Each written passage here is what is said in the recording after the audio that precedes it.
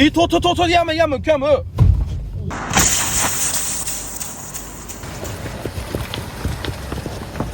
Balonni borib dabdalasini chiqarding bori.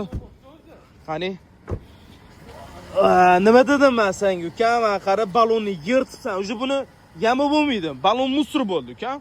Onasini emsin bori bunaqa yamalarni. O'zingiz ko'rdinglar, yamaga tormoz bilan tushganda balon qanaqa ahvolga kelishini. Oldinglardan katta yama chiqib qolganda nima qilish kerakligini hosiliga aytib o'tamiz. Faqat podachka qilish uchun mana shu videoga bitta like bosib qo'ying.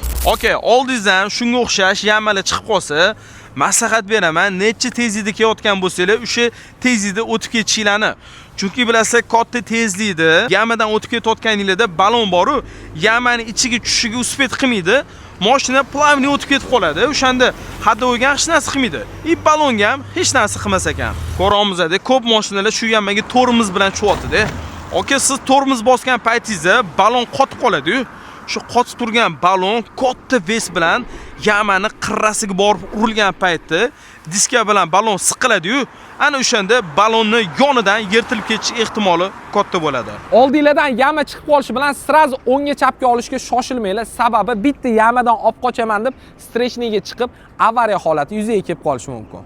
Oka, men balonni nima qilamiz endi? Kam, masofa balon zakasi qo'rdi mana. Masofadan taqamiz-da. Agar sizlarning ham baloninglar shunaqa yirtilib ketsa yoki yengilamoqchi bo'lsanglar, bitta mana masofadan taqinglar. Qaranglar, bu shunaqa yumshoq akalar. Protektorining chuqurligi 8.2 mm da.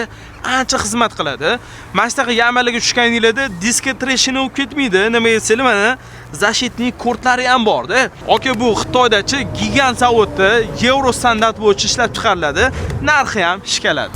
Okalar, bu videoni hamma shopir tanishiga ulashib qo'yinglar, manfaatli bo'ladi. Agar video yoqqan bo'lsa, bitta like bosib qo'ysanglar, bizni xursand bo'lardi.